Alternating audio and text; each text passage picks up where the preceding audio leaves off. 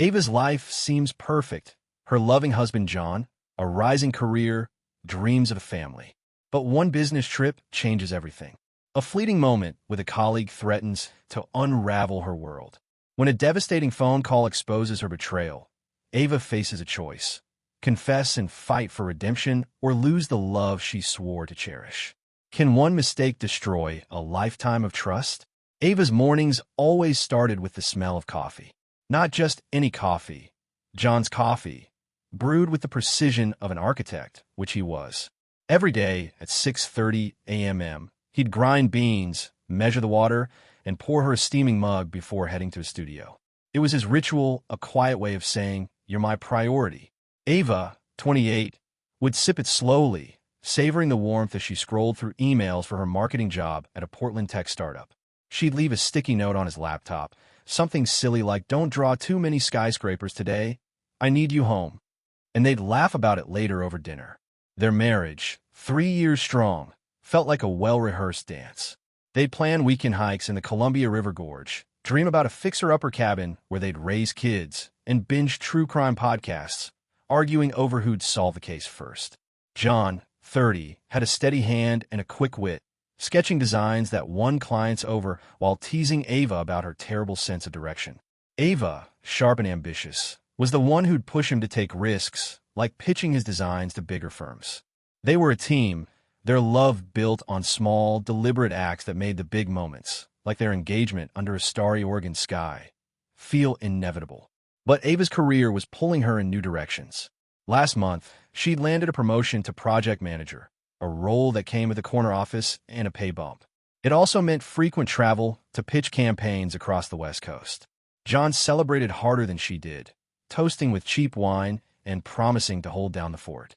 "Go conquer the world, babe," he'd said, eyes bright with pride. "I'll be here when you land." His trust was unshakable, and Ava leaned into it, certain their bond could weather any distance. Enter Ryan, her new work partner.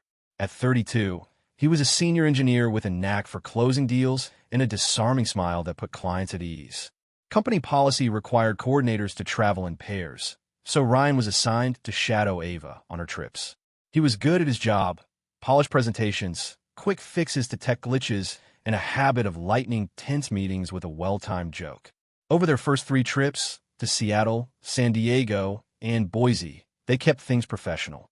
They'd review spreadsheets, rehearse pitches, and grab post-meeting burgers, splitting the bill like colleagues. Ryan would talk about his wife, Lila, and their 2-year-old daughter, Sophie, with a warmth that made Ava like him more.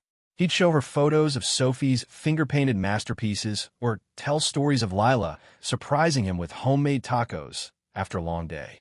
"She's my anchor," he'd say, and Ava would nod, thinking of John. Ava mentioned Ryan to John in passing, usually over late-night calls from hotel rooms. "He's a solid guy," she'd say, "knows his stuff and keeps the clients happy." John never flinched, never asked probing questions. "Sounds like you've got a good wingman," he'd reply, then shift to teasing her about overpacking her suitcase. His trust was a given, a foundation Ava never thought to question. But there were moments, small ones, where the lines blurred. During a late-night prep in Boise, Ryan caught her stifling a yawn and slid her his coffee. "You're carrying this pitch, Ava. Fuel up," he said, his grin a little too warm. She laughed it off, but the gesture lingered. In San Diego, he'd held the elevator door for her, their shoulders brushing as they stepped in. It was nothing, she told herself, just colleagues getting comfortable. Yet each trip chipped away at the formality, their banter growing easier, their silences less awkward. On their 4th trip, to Salt Lake City, they closed a deal that secured a $1 million contract. The client shook their hands, and Ryan high-fived Ava in the hotel lobby, his hand lingering on hers a second too long. "We're a damn good team," he said, eyes locking with hers. Ava felt a flutter, excitement she thought from the win. She texted John about the deal, and he sent back a string of confetti emojis. "Proud of you," he wrote. "Celebrate big tonight." That night, over drinks at a quiet bar, Ryan raised a glass. "To crushing it," he said, clinking her beer bottle. They talked about work, then veered into life, his stories of Sophie's tantrums, her fears of burning out in a job that demanded everything. Sometimes I wonder if I'm enough for it all, Ava admitted, the words slipping out. Ryan leaned in, his voice low. You're more than enough, Ava. Trust me. The air shifted, charged with something unspoken. She changed the subject, but the moment stuck with her, a tiny crack in the life she'd built with John. Back in Portland, Ava threw herself into routine. She cooked John's favorite pasta, planned a weekend getaway to Cannon Beach, and tucked a new note in his sketchbook. You're my home.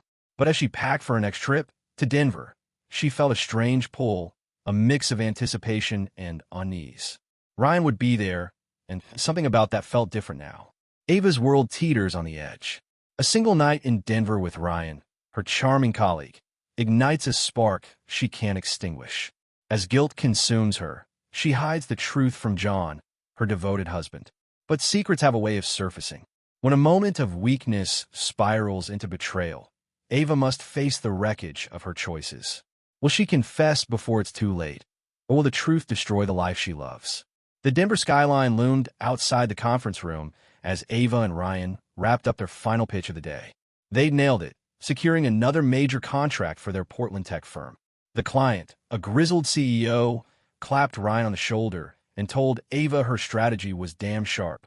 Exhilaration buzzed between them as they left the meeting, their steps light with victory. We're unstoppable, Ryan said, flashing a grin that made Ava's pulse quicken. She brushed it off, chalking it up to the high of success. They decided to celebrate at the hotel's rooftop bar, a sleek spot with a view of the Rockies. Over craft beers, their conversation flowed effortlessly. Work talk gave way to personal stories. Ryan shared how he and Lila almost lost their home during a rough patch, his voice heavy with the memory. We pulled through, but it left scars, he said. Ava, loosened by the alcohol, admitted her own fear, that her relentless ambition might pull her away from John. I love him, but sometimes I wonder if I'm enough to balance it all, she said, her guard slipping. Ryan's eyes softened. You're more than enough, Ava. Anyone can see that. His words hung in the air, warm and dangerous. The bar grew louder the night later. They ordered another round, then another, laughter blurring into something reckless. When Ryan leaned closer, recounting a funny story about his daughter Sophie stealing his phone to call the moon, Ava felt the space between them shrink. Their knees brushed under the table, and neither pulled away. She told herself it was nothing, just colleagues bonding after a win. But her laughter came too easily, her glances lingered too long. When the bartender called last orders, they headed for the elevator. The ride up was quiet, the hum of the machinery amplifying the tension. At Ava's floor, they stepped into the empty hallway. She fumbled with her keycard, her heart racing for reasons she didn't want to name. Ryan stood close, too close, his voice low. Tonight was fun, Ava, more than I expected. She met his gaze, her breath catching. For a split second, she saw John's face, his steady hands, his morning coffee ritual. Then Ryan's hand grazed hers, and the moment snapped. They crossed the threshold of her room in silence, the door clicking shut behind them. It was quick, impulsive, a blur of need and wine-fueled haze. No words, no promises, just a fleeting act that felt like it belonged to someone else's life. When it was over, Ava lay awake, the weight of what she'd done pressing against her chest. Ryan stirred, already pulling on his shoes. This was a mistake, he muttered, his voice tight with regret. I am sorry, Ava. This can't happen again. He left without looking back, the door closing with a soft thud that echoed in her ears. Morning came too soon. Ava stared at the ceiling, her mind replaying the night in fragments. Her phone buzzed. John, texting a photo of their dog sprawled on the couch. Missing you, he wrote. Guilt clawed at her, sharp and relentless. She showered, hoping to wash away the shame, but it clung like damp air. At the conference, she learned Ryan had caught an early flight back to Portland, skipping the final day. His absence felt like a judgment, a confirmation she was something to flee from. Ava powered through the last meetings, her smile practiced, her voice steady. But every handshake, every nod, felt like a lie. She called John that night, her throat tight as she forced cheer into her tone. Big win today, she said, dodging details. He laughed, oblivious, planning a welcome-home dinner. Hurry back, superstar, he said. The words cut deeper than she expected. She hung up, tears burning, knowing she'd tainted something pure. Back in Portland, Ava threw herself into normalcy. She kissed John at the airport, helped him cook tacos, and laughed at his terrible puns. But every touch, every shared glance, carried the weight of her secret. At work, Ryan avoided her, his emails curt, his desk cleared out for a transfer request. He was erasing her, erasing what happened. Ava wanted to do the same, but the truth gnawed at her. She worked late, volunteered for extra projects, anything to drown out the voice in her head screaming that she'd betrayed the man who trusted her most. One night, alone in her office, Ava typed a text to John, "We need to talk." Her thumb hovered over send, heart pounding. She deleted it, the words too heavy, the consequences too real. Instead, she buried herself in spreadsheets, hoping exhaustion would silence her guilt. But secrets she was learning had a way of clawing their way out. Ava's secret festers, poisoning her every smile with John. But truth has a way of breaking free. When a shattering phone call from Lila exposes her betrayal, Ava faces John's heartbreak head-on. As her perfect life crumbles, she must confront the wreckage of her choices. Will her confession spark a chance for forgiveness? Or has one reckless night cost her the love she swore to protect forever? Ava's days in Portland dragged on, each one a tightrope walk between guilt and pretense. She'd kiss John goodbye in the morning, her lips brushing his with a pang of shame. At work, she buried herself in campaigns, her focus razor-sharp to keep the chaos at bay. Ryan was gone, his transfer to the Seattle office finalized without a word to her. His silence stung, a reminder that she was a mistake he'd rather erase. Ava wanted to forget too, but the night in Denver replayed in her mind like a looping reel. Every glance, every touch, every second she'd failed herself and John. John, oblivious, kept their routine alive. He'd text her midday with dumb memes, plan movie nights with takeout, and talk excitedly about a cabin they'd scoped out online.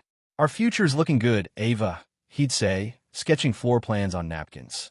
Each gesture twisted the knife deeper. She'd nod, force a laugh, and change the subject, terrified her voice would betray her. At night, she'd lie awake beside him, his steady breathing a contrast to her racing heart. She'd draft apologies in her head, but the words never made it out. 2 weeks after Denver, Ava thought she could outrun the guilt. She took on extra pitches, stayed late at the office, and avoided quiet moments where her thoughts could catch up. But secrets don't stay buried. Across town, Ryan's own world was unraveling. He tried to act normal with Lila, but his distance gave him away. One night, after their daughter Sophie was asleep, Lila confronted him. "You're not here, Ryan. What's going on?" she asked, her voice calm but firm. He cracked, the weight of his guilt too heavy. He told her everything, Denver, Ava, the fleeting mistake. Lila's face stayed still, but her eyes burned. She didn't yell, didn't cry. She just walked to their bedroom and shut the door. The next morning, Lila sat at her kitchen table, Sophie's crayons scattered beside her. She opened her laptop, her jaw set. She found John's profile on LinkedIn, then cross-checked his name on Facebook. His number was listed in a public post about a community art project. Lila hesitated, her finger hovering over the call button. She didn't want to destroy another home, but she couldn't carry the betrayal alone. John deserved to know, just as she did. She dialed. It was a Sunday, the kind Ava and John loved. Lazy brunch, coffee brewing, their dog napping by the window. Ava flipped through a client brief, half listening as John hummed while flipping pancakes. When his phone rang, he answered without checking the caller. "Hello, this is John," he said casual. A woman's voice came through, steady and unfamiliar. John. I'm Lila, Ryan's wife. I need to tell you something about Ava." Ava's head snapped up, her heart stopping. John's smile faded, his grip tightening on the phone. He stepped into the living room, his voice low. "Go ahead," he said. Lila didn't sugarcoat it. She recounted Ryan's confession, the bar, the hotel, the night that shouldn't have happened. She finished with, "I'm sorry you're finding out this way. I thought you should know." John thanked her, his tone hollow, and hung up. He stood frozen, staring at the floor. Ava watched from the kitchen, her brief slipping from her hands. The air felt thick, unbreathable. John turned, his eyes locking onto hers. They weren't angry, not yet, just searching, like he was looking for the woman he thought he knew. "Lila just told me about Denver," he said, his voice barely above a whisper. You and Ryan. Is it true? Ava's mouth went dry. She wanted to lie, to say Lila was mistaken, but John's gaze pinned her. Her silence was answer enough. She sank onto the couch, her hands trembling. It was one night, she choked out. A mistake. I was drunk, stressed. It didn't mean anything. I swear, John, I love you. Tears spilled down her cheeks, but she didn't wipe them away. She owed him the truth, raw and unfiltered. John didn't move. His face was a mask of pain, his hands clenched at his sides. You came home, he said, his voice breaking. You hugged me, laughed with me, made plans like nothing happened. How could you look at me and lie? The words cut deeper than any shout. Ava sobbed, her apologies tumbling out. I was scared. I didn't want to lose you. I've hated myself every day since. He shook his head, stepping back. I trusted you, Ava, completely, and knew he couldn't finish. He walked to the window, staring out, his shoulders rigid. Minutes passed in silence, the clock ticking like a countdown. Finally, he turned. I need you to leave, he said, his voice flat. I can't look at you right now. Ava's world tilted. She stood, unsteady, and grabbed her keys. John, please, let's talk, she started, but he held up a hand. Just go. His tone was final, a door slamming shut. She walked out, the sound of a lock clicking behind her louder than any scream. Ava's life unravels as she flees the home she shared with John, her betrayal exposed.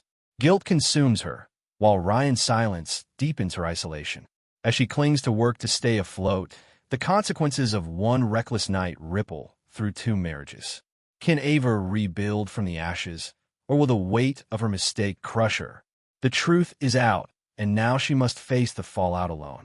Ava checked into a budget hotel near her Portland office, the kind with flickering hallway lights and thin walls. Her suitcase sat unpacked, a reminder of the home she'd left. John's words, I need you to leave, echoed in her mind, each replay sharper than the last. She tried texting him, her messages a mix of apologies and pleas, but they went unanswered. His silence was worse than anger. It was erasure, as if their 3 years together had dissolved in a single night. At work, Ava threw herself into her role, her focus a lifeline. She led meetings, polished pitches, and stayed late, her laptop screen the only light in her office. Colleagues praised her drive, unaware of the chaos beneath her polished exterior. But every email, every project, felt like a distraction from the truth. She betrayed John, the man who'd made her coffee and dreamed of their future. The guilt was a constant ache, flaring when she saw couples laughing in the office cafeteria or caught a glimpse of her bare ring finger. Ryan was gone, his desk cleared out. An email from HR confirmed his transfer to Seattle, citing personal reasons. Ava felt a sting of betrayal, not from his absence, but from his cowardice. He'd fled without a word, leaving her to carry the weight of their shared mistake. She'd seen him as a friend, a safe colleague who loved his family. Now, he was a ghost, his silence a mirror of her own shame. She wanted to hate him, but the anger turned inward. She'd made the choice, too. Across town, Ryan faced his own reckoning.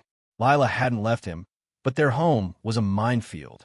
She'd forgiven him in words, agreeing to try for Sophie's sake, but her trust was shattered. Conversations were clipped, limited to schedules and childcare. When Sophie napped, Lila would sit alone, staring at her phone, replaying Ryan's confession. She'd called John out in need for justice, but it hadn't eased her pain. Instead, it left her hollow, wondering if she'd ever see Ryan the same way. She insisted he quit the company, unable to stomach him working where it all began. Ryan agreed, resigning quietly and taking a lower-paying job at a smaller firm. He avoided his old colleagues, cutting ties to bury the past. Ava, meanwhile, felt eyes on her at work, though no one knew. Paranoia crept in. Every whisper in the break room, every glance from a coworker felt like judgment. She avoided team happy hours, skipped casual chats, and buried herself in deadlines. Her manager noticed her output, assigning her lead on a high-stakes project for a San Francisco client. You're killing it, Ava, he said. She nodded, forcing a smile, but the praise felt empty. Success couldn't fill the void John had left. At night, in her hotel room, Ava wrestled with insomnia. She'd scroll through old photos, her and John at a brewery, laughing, their dog sprawled across their laps. Each image was a reminder of what she'd broken. She tried writing him a letter once, pouring out her regret, but tore it up before finishing. Words fell inadequate, too small for the hurt she'd caused. She called her mom, deflecting questions about her marriage with vague excuses about work stress. "You sound tired, honey," her mom said. Ava lied, saying she was fine, but her voice cracked. John, meanwhile, moved through his days like a shadow. He stopped sketching, his pencils untouched on his desk. Friends invited him out, but he declined, unable to fake normalcy. He'd packed Ava's things into boxes, leaving them by the door, but couldn't bring himself to call her. Her betrayal wasn't just the act. It was the weeks of deception, the smile she'd faked while carrying the secret. He met with a lawyer, starting divorce papers, but each step felt like cutting away a piece of himself. A month after the call from Lila, Ava sat in her hotel room, staring at her phone. John's last text, a simple, "I'm okay, don't contact me," was weeks old. She typed another message, then deleted it. Instead, she opened her work calendar, scheduling back-to-back meetings. If she kept moving, kept working, maybe the pain would dull. But late at night, when the city quieted, the truth pressed in. She'd lost John, her home, her sense of self. The question wasn't just whether she could fix it, it was whether she deserved to. Ava's life is a paradox, a soaring career, a broken heart. Years after her betrayal shattered her marriage to John, she's a corporate star, but emotionally adrift. As she faces the ghosts of her past, a chance sighting of John's new life forces her to confront her guilt. Can Ava find redemption, not in his forgiveness, but within herself? The final chapter unfolds, revealing whether one mistake defines a life. 2 years had passed since Ava walked out of the home she shared with John. Her life in Portland had transformed, but not in ways that filled the void. She'd climbed to director of marketing at her tech firm, her name on industry panels, her strategies studied by interns. Colleagues admired her relentless drive, unaware it was fueled by a need to outrun her past. She led campaigns across the West Coast, closed multi-million-dollar deals, and earned a corner office. Yet, every achievement felt hollow, a reminder of the cost. Ava lived alone in a small apartment, her days a blur of meetings and deadlines. She'd stopped dating, declining invitations with polite excuses. Relationships felt like a risk she couldn't take, her heart too scarred to trust again. At night, she'd scroll through work emails or binge podcasts, anything to avoid the silence that brought memories of John, his morning coffee, his sketches, his laugh. She tried reaching out in the early months, sending texts and emails, but John never responded. The divorce papers arrived 6 months after she left, signed with a cold efficiency that stung more than any argument could. Ryan's life had shifted, too. He and Lila stayed together, but their marriage was a shadow of itself. Lila's forgiveness came with a price. Trust was gone, replaced by cautious routines. Ryan took a job at a smaller engineering firm, cutting ties with his old network.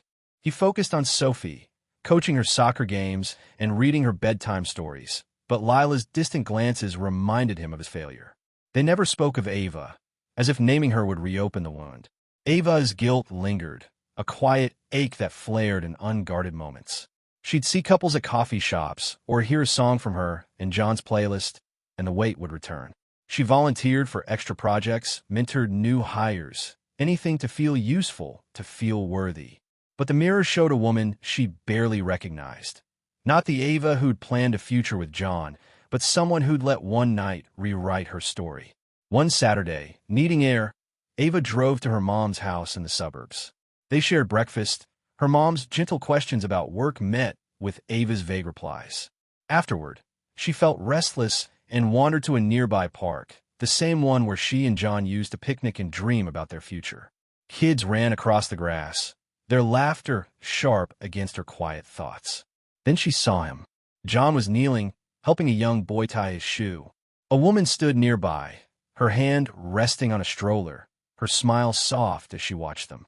The boy, maybe 4, giggled as John ruffled his hair. Ava froze, her breath catching. John looked older, his posture relaxed in a way she hadn't seen in years. The woman laughed at something he said, her ease a stark contrast to Ava's turmoil. They were a family, whole and happy. Ava didn't move closer, didn't call out. She stood by a tree, half hidden, her heart pounding. She felt no anger, no jealousy, just a quiet pang of loss. John had moved on, built the life they'd once planned together. For a moment, she imagined a different path. If she'd stopped that night in Denver, if she'd confessed before Lila's call. But the past was set, unchangeable. As she turned to leave, something shifted. The guilt that had clung to her for years felt lighter. Not gone, but less suffocating. Watching John, she realized his happiness wasn't her punishment. It was his freedom. And maybe, just maybe, she could find her own. She walked back to her car, tears welling but not falling. They weren't tears of pain, but of release, a quiet acceptance of her scars. That evening, Ava sat at her desk, her laptop open. She typed an email, not to John, but to a local nonprofit she'd researched, offering to mentor women rebuilding their lives after setbacks. She wrote about her skills, her time, her desire to give back. As she hit send, a small smile broke through, the first genuine one in years. The park had shown her something vital. Redemption wasn't in John's forgiveness or Lila's silence. It was in her own choices, in deciding who she'd be after the fall. Ava had made a mistake, but it didn't define her. She'd learned, grown, and now she was ready to build again. Not the life she'd lost, but one she could live with pride.